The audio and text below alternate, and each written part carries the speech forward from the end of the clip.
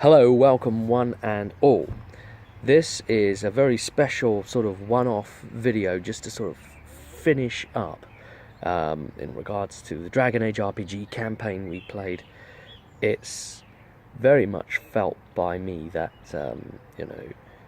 due to the fact that there was a situation with the players that didn't allow us to actually continue and finish up the campaign. I feel like I owe all of you some information of what happened next. So I got together with Laurie today, Laurie Cousins, who I have to thank profusely for helping me with this endeavour of, putting this list together of, jogging my memory of like the timelines, what might have, what was happening, and then I'd basically dip in and look at like everything that the players and the things around the players did that changed things. And it's very Dragon Age for to then go on and say kind of what happened next after the story ends anyway, so it's very within fitting of that. So this is for all those people that have followed the Dragon Age RPG over all the videos and that. This is what happens in our shard of the world, in our version of Thedas, next. Yeah? Okay. So, we sort of left off, if you remember, from Tanador deciding not to confront Karak and wandering off and going his own way, and then Karak basically winning and Amelia getting screwed because she's there with the Orlesian Grey Wardens who can't get back into Ferelden anyway. And she can't make the assault on Karak, so she's kind of left being able to do nothing as well. 9:30. The second generation group. Do you remember who went on a mission in the Nature versus Nurture mission? They ended up trying to escape from that place in an alluvion, being led by Nimde Rana. Now, Nimde Rana had come to the conclusion that this group had basically let him down, and that all of what he needed them to do to stop the Blight, they weren't going to be able to do at all. And so remember, this all took place pre-Blight. In fact, it was like it started 4 years before 9:30. So and it was supposed to end at the start of the events of Dragon Age Origins. Okay, all understood. So that's why we're starting with 9:30 here. So the second generation group, as I call it, Karak's stepson and, all the rest of the people. They got stuck in the alluvion, basically, and Nimde Rana's left them in there, and he's not going to get them back out again. He's abandoned them in there. However, time moves differently, potentially, and by the time they do get out, for them, time might not have passed, but for the rest of Thedas, who knows how much time would have passed. But they don't emerge from the other side. Who knows if they're even alive to do so. So the Walker in White has abandoned them. He's trying to work the strings in different ways. Redhold remains victorious over the Frostback Mountains. The southern tribes are killed, captured, or scattered entirely, with the Chastened being given protection by Karak. They use their mages to seal off final progress of the Blight into the north. Ancient Tevinter, newly resurrected mage Damus Arcan, who the group actually resurrected while trying to stop him. It's like that. Unopposed by anyone now, because of course they're not focused as a group to stop him. He visits the Architect for information. Oh, by the way, if you want to get at this timeline, it's going to be in the info bar below as well, so that's all good for you. You just have a look and follow along. Or he visits the Architect. The conversation goes well. Without violence, he is allowed to leave again. The gem recovered for Sargon, who obviously we know who that then turned out to be, that was left inside the bag of holding, which was basically the stomach of a gluttony demon thing, whatever they call them. This is Nurgle. The stomach of that, which obviously direct link to the Fade. It disappeared from the bag, if you remember rightly. So it ingested it, and it went to the Fade, because where else was it going to go? Detroit, It had been taken We finally know who took it. It was a spirit of duty called Melroth. And he had been opposed to the final actions of Redhold that saw the southern armies defeated, and Karak became ultimately victorious as a result. He now holds unknown degrees of power. And of course, the thing is, he's a spirit of duty. So who else is he going to think has failed in that? Yeah. Oh, that's who. Tanadal Tigerhold. Disgraced from his dereliction of duty to his people over his now estranged friendship with Karak, loses the blessing from the Lady of the Sky. That's right. No longer elect of the sky. It's gone. So he can now be more easily killed. He's back to being a normal bloke again. Wow, so someone else gets made elect of the sky. And we do know that, don't we? There's a champion of the lady that eventually appears in the games. So, wow, it actually all makes sense, doesn't it? How it happens. As time passes, strange ethereal voices begin to taunt Tanadal. As madness perhaps begins to take hold, the calling of Hasta upon his immortal soul became present. Now, you remember that they did the ceremony of Hasta back in Freeport, because we brought that in because it was all Green Ronin, and we're like, oh, these are the sources, bring them all in. You might remember we did that. So they did the ceremony which basically bound all their souls, those that were present and did it, to Hasta. Anyway, Hasta's beginning to take hold, driving him mad. That's all nice. Because that's, he's Eldritch, that's what they do. The Battle of Ostagar happened. So, Tanadal's still wandering the land like a crazy fucker. The Battle of Ostagar happens. Amelia Serranus is not present, as she's been with the Orlesian Grey Wardens, who have been barred from Ferelden. So she doesn't get killed at Ostagar. She and Ban Nicola made their way to Orlais with little else they could do. When the hero Ferelden comes to Haven for the Urn of Sacred Ashes, she is aided by a mysterious traveller who keeps a large predatory cat in company. We know who that is. This man is able to bypass Redhold forces without them knowing he was there. The legend of the unrooted wanderer begins. Yeah. Gabriel Alanza. Now, Gabriel, he was resurrected, made into a sort of warden through Karak's blood in a way that you shouldn't absolutely be done, and he came back blind, and he was taken to Wisehawk Fortress, and, well, he's escaped. Even though he's blind, and he's got all this other stuff going for him, and remember, he had the Sword of Sorrows as well from the other thing, and then that sword was starting to drive him freaking mad.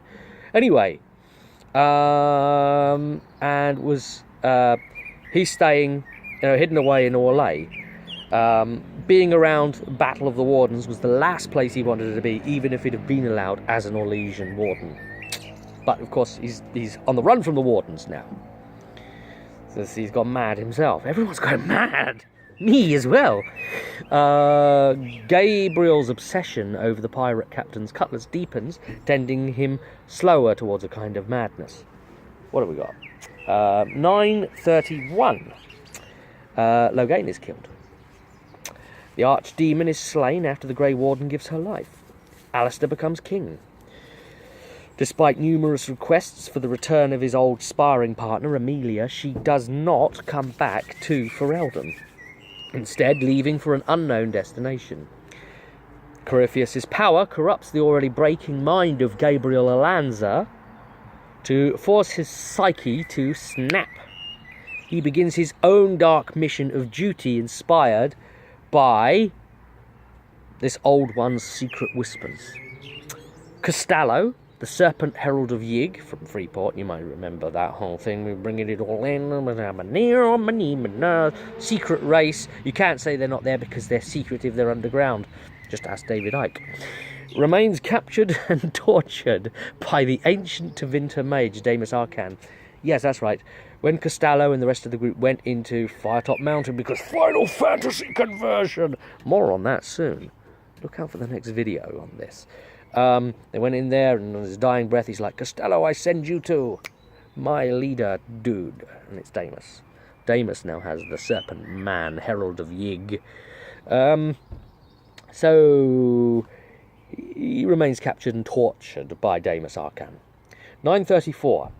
As Dorothea is named divine, the now ousted Ban Nicola of Ferelden, yes, that's right, Ferelden, don't want to know her anymore. It's not really going that well for her. She's seen as a bit of a stirrer and a doer and a manipulator, which she is. Yeah. Ban Nicholas supports Dorothea as divine, and she becomes a really successful player in the Orlesian game, of course, like you knew she would. Amelia is serving the divine as a knight captain under orders from Cassandra in Orlais. Tanadal Tigerhold now wanders the Frostback Mountains, appearing at arduous moments for those who witness it, be it for ill or good. They never know who they've met, simply that it was another encounter with the unrooted wanderer who mutters endlessly to himself. So he's going completely bonkers, basically, so that he can fulfill the contract to Hasta and ultimately become a servant of Hasta. 935. Tanadal is visited at the point of his demise from infection by the powerful spirit Maelroth, who we spoke about earlier. He calls on Tanadal to fulfill the duty, key word there, he had promised, and uses the gem of re-life that brought Sargon, Damus, back to life, uses that gem to curse him into a nightmare of living undeath until the spirit of duty is satisfied. Tanadal then recovers from his illness and continues on with a strange new scar across his chest. You might be wondering, how is some spirit doing this? Remember again, it was a gem that brings the dead back to life.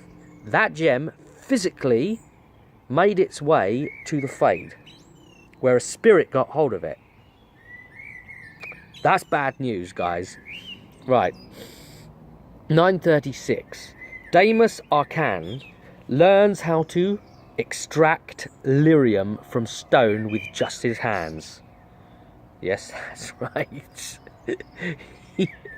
He explains the process to Costello, who he often enjoys talking to as a captive with all the time in the world to hear him. He explains that while the dwarves cannot do this so quickly, he is unlike them in their brash short lives, as he puts it. What? He doesn't exert force on the lyrium like them with picks and that. He simply learned how to speak to it, to charm it as the living thing that it is. 937. The Mage Templar War begins, but Amelia is kept on guard in the Conclave. 938. As the Orlesian Civil War fires begin to stoke, Ban Nicola plays her part and prepares leave for her and Amelia should the need arise. 940. We're flying along now, aren't we? Things in Orlais become too troublesome, and the outcome of the throne cannot be predicted. Further instability caused from the Navaran Accord. Ban Nicola escapes and brings Amelia with her as the final act of betrayal to her Templar order. Amelia begins the withdrawal process from lyrium away from prying eyes of others. Her sword, Amorfin, helps her with this process. Its soothing voice in her mind reminds her that the lyrium bound within it will always protect her. Well, that's nice, isn't it? Enabler.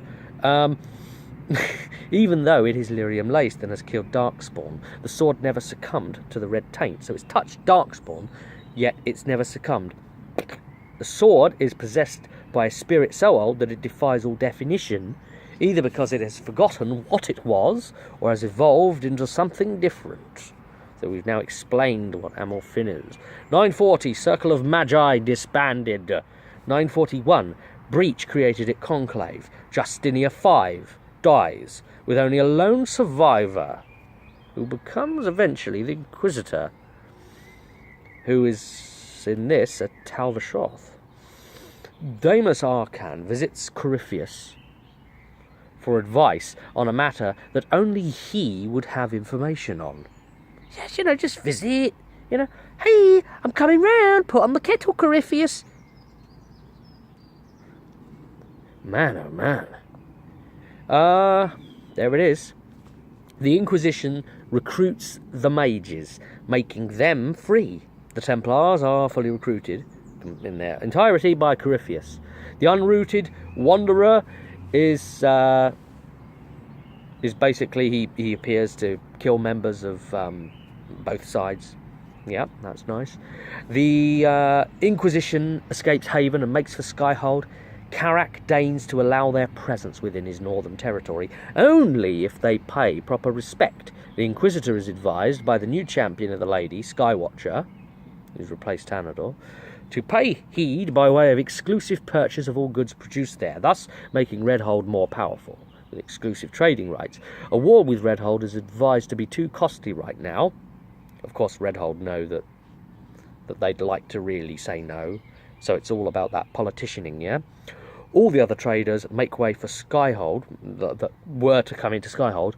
They will get turned away. Ban Nicola and Amelia arrive at Skyhold to offer their services. Amelia joins the Inquisition, eventually as a second-in-command to Cullen. And of course they can talk about, withdrawal from Lyrium. And, Cullen's going to be like, that's a nice sword you've got. Do you mind if I lick it? Do you mind if I lick it just a little bit?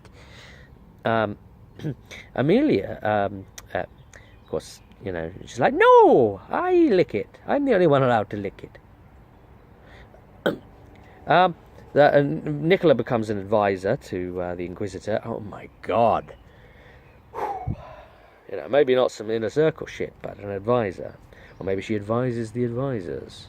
But of course, she's got her own spy network that may well rival Leliana. But the interesting thing about Ban Nicola's spy network, it's a network and a wetwork, it's a spy wetwork, is that the way it works is, aside from being net and wet, is that they find out information, including information about Leliana, and then they bring it to Nicola, and nobody knows that Nicola actually has this spy network there in Orlais, and she then gives these ideas to the Inquisitor, and when they pay off, they just think she's got, really brilliant ideas, and, okay. When the Orlesian Grey Wardens are pulled into the False Calling, Gabe, with the madness from the Sword of Sorrows and his prior contact with the Elder One, responds differently. His fractured psyche pushes him to wander the lands as the Black Warden, recruiting those with the taint, such as ghouls, using his own blood. Ironic, really, because he was created from another warden's own blood. So thus, kind of the bastardization of the wardens continues from Karak onto Gabe, and each one of these ghouls then becomes a Black Warden. And those who fail the ceremony, like, people who try the ceremony usually, those who fail his ceremony, they do not die. They become something else, a secret held by Gabe, and they're kept in prisons where they scream to be let loose upon the world. So quite what they are, I don't know, but hey, Blacktail the Mabari, and some of you may remember just how key this Mabari is, he leaves Karak's side, finally. Wow, I mean, that's a pretty big deal, guys, right? If you know what this is about. And this was they met Blacktail in one of the very, very first modules. What was it? A ban too many, something like that. But it was, the whole ban Trump hole thing, and they go like that. They kept saying at the table, doing at the table every time I mentioned the man's name. Blitz Aldrich, aka the Black Bear. Blitzel, sorry, not Blitz. Blitzel. You might have remembered Blitzel from the tourney, for instance, yeah? That was run. Sort of Navarro thingy. The Black Bear, he's been on his worldly travels and he comes back, still victorious against the greatest threats he could find. He basically was trying to find something to kill him. He hears of the Inquisition killing high dragons and joins them as a proven monster slayer and becomes an agent used by Cullen to clear out beasts in locations ahead of the Inquisitor. 942. The unrooted wanderer is involved in a running battle with Squire that was waged over 27 hours. Neither could kill the other, with both left unconscious. Sometime after, 2 sets of drag marks leading in the same direction could be seen in the snow. This is, as I say, when I say 27 hours, it's like it's a running battle. They sort of lose each other and find each other again, and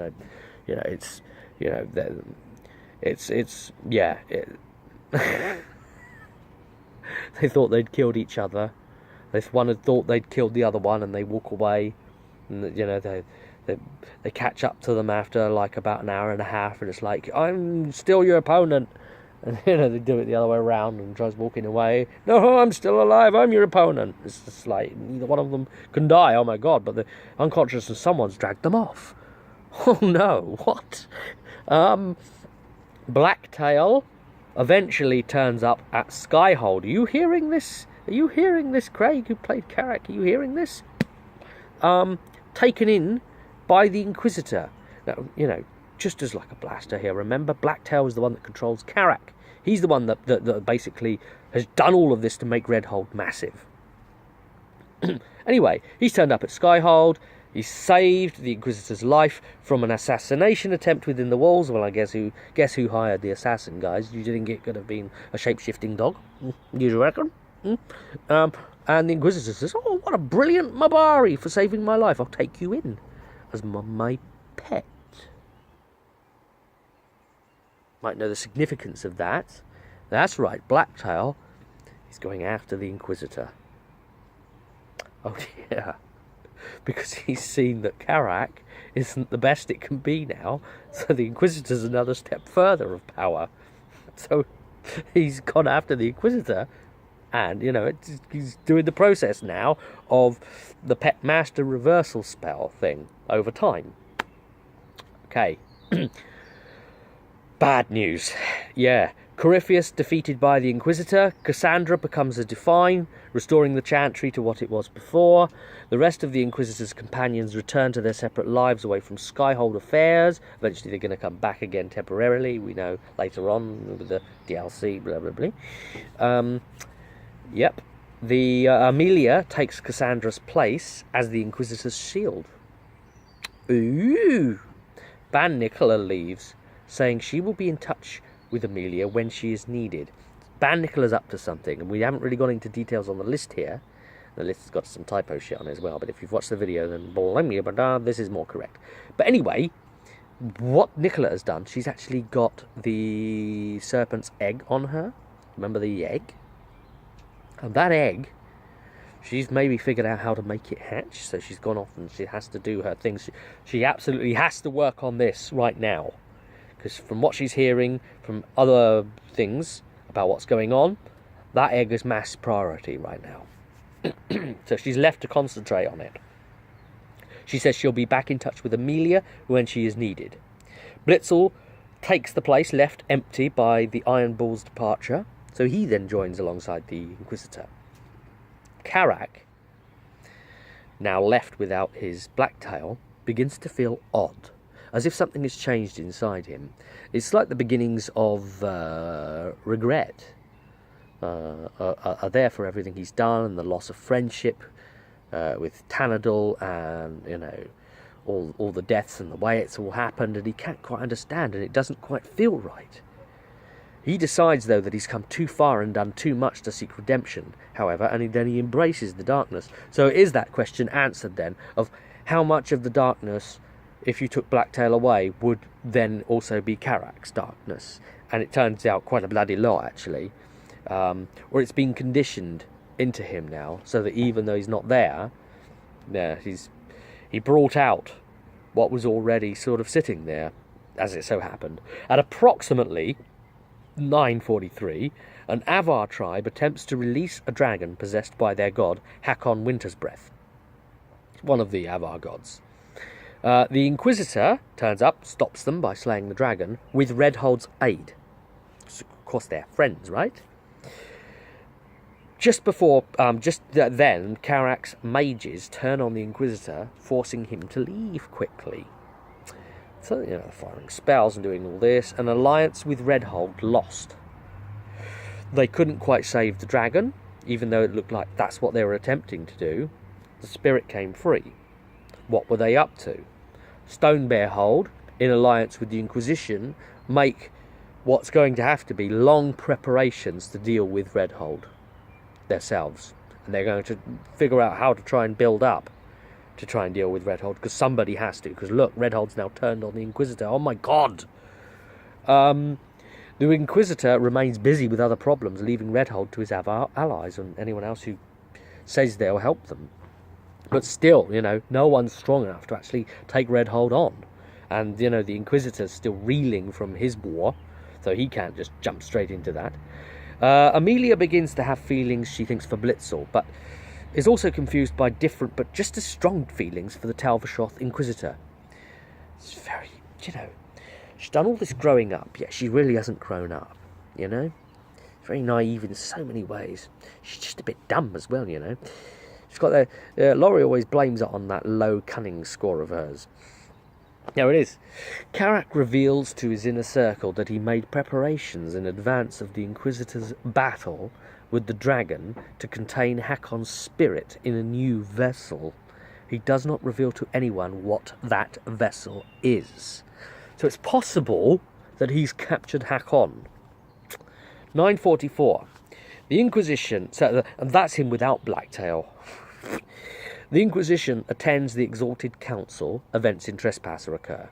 DLC. The Inquisitor loses his arm. That's obviously, maybe why that happened. The Inquisitor disbands the Inquisition as we know it, reforming it into a smaller, something smaller, to concentrate on preventing Solus's plan from coming into fruition. Because he's Fen-Haral, it turns out, an age thereof. Or he is Fen-Haral.